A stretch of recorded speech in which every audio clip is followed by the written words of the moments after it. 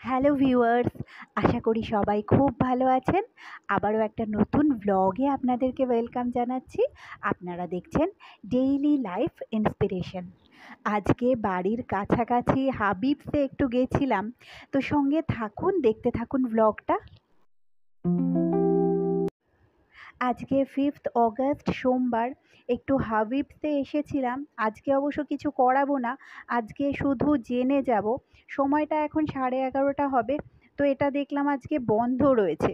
তো আমি ফোন করে অ্যাপয়েন্টমেন্ট ফিক্স করে নিয়েছিলাম। পরের দিন মঙ্গলবার তো প্রচণ্ড বৃষ্টি হলো, বাড়ি থেকে বেরোতেই পারছিলাম না। আর আজকে বুধবার, আর এখন সময়টা ওই 12টা। তো আজকে আবার চলে এসেছি, এই যে আজকে খোলা আছে। আজকে অবশ্য আমি ফোন করেই এসেছি, তবে এনারা বললেন যে সোমবার দিনও খোলাই ছিল, তবে একটু দেরি করে খুলেছিল। এনারা বললেন যে এই আউটলেটটা খোলার অ্যাকচুয়াল টাইম 11টা। তো এক এক সময় চাবি হয়তো কারোর কাছে থাকে যে কিনা অনেক দূর থেকে আসে, বা রাস্তায় জ্যামেও হয়তো অনেক সময় আটকে পড়েন অনেকে। তো সেই ক্ষেত্রে খোলার টাইমটা কিন্তু একটু দেরি হয়ে যায়। আমি আমার হেয়ার স্মুথনিং করব, তো এসেই সেই ব্যাপারে ওনাদের সাথে কথা বলে নিলাম। আগেও আমি স্মুথনিং করিয়েছি, কিন্তু এটা আমি 1.5 বছর 2 বছর পর পর করাই। বেশ কিছু বছর ধরে আমি করাচ্ছি। এটা নিয়ে আমার 4বার হবে। তো কিছুদিন পর পর যদি না করি, প্রত্যেক বছর করলে আবার হেয়ারটা অনেকটা ড্যামেজ হয়ে যায়, অনেকের দেখেছি, তাই জন্য।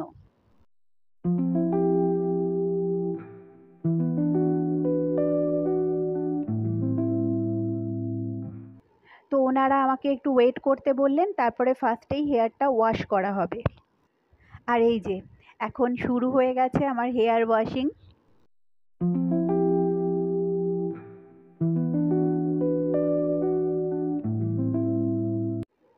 এরপরেই হলো রিবন্ডিং, একটা ক্রিম থাকে, সেটা অ্যাপ্লাই করে বেশ কিছুক্ষণ বসে থাকতে হয়। আর তারপরেও একটা ওয়াশ হলো। এবার হেয়ার ড্রায়ার দিয়ে হেয়ারটা ড্রাই করে নেওয়া হচ্ছে।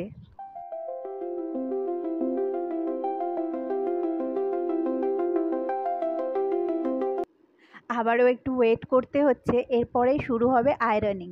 অ্যাকচুয়ালি এখন দুপুরবেলা তো 12:30 থেকে আমার এই প্রসেসিংটা শুরু হয়েছিল। তো যেই ভাই আয়রনিং করবে সে এখন লাঞ্চ করছিল, তো চলে এসেছে, এবার আয়রনিংটা শুরু হবে। আর এই কালো রঙের শার্ট পরা যেই ভাইকে দেখতে পাচ্ছেন, ইনি হলেন এখানকার প্রফেশনাল হেয়ার এক্সপার্ট। এবার শুরু হয়ে গেছে আয়রনিং, এটাই হলো মেন পার্ট। আমি মাঝে মাঝেই কালার করি, তাই জন্য হেয়ারটা অনেকটাই ড্রাই হয়ে আছে।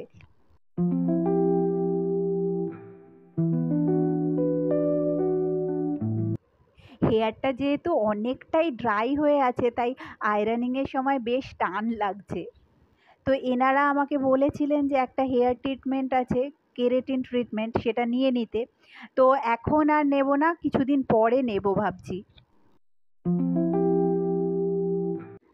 আর এই যে এই স্ট্রেটনারটা দিয়েই আয়রনিং করা হচ্ছিল। তো আয়রনিং হয়ে গেছে, এরপর একটা ফিক্সিং ক্রিম লাগানো হবে, তারপর আরও একটা ওয়াশ হবে, তাহলেই হয়ে যাবে আমাদের স্মুথনিং কমপ্লিট। আর এইদিকে ঘড়িতে বাজে এখন 4:15।